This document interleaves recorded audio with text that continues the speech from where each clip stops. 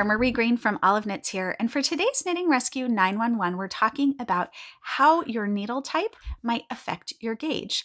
So often when we're trying to knit swatches and we're trying to get our gauge just right for our project, we might be adjusting needle size. Maybe our gauge is too big, so we keep going down a needle and down a needle, and we're still really struggling. Or the other direction, we have gauge that's too tight and we keep going up a needle and up a needle, when what might be happening is the type of needle that you're using.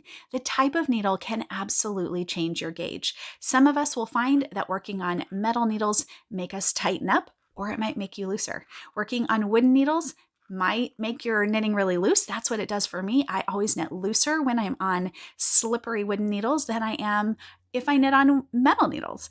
But on the other hand, bamboo needles have a little more drag, and I tend to knit a little tighter on those. So if you have a tendency to always use the same type of needle, which I do, I like sharp metal needle tips for most things, I find that my gauge is more consistent because I know my results on a metal needle. But if I switch to a different type of needle, even if it's the same size, it might change my gauge pretty dramatically. So take caution if you're in the middle of a project and you switch to a different type of needle, that can affect your gauge. And also, if you're struggling to get the right gauge with the needle size a pattern recommends, I want to challenge you to try a different type of needle and see if that needle type makes a difference for you. Sometimes that might be the only thing you're missing.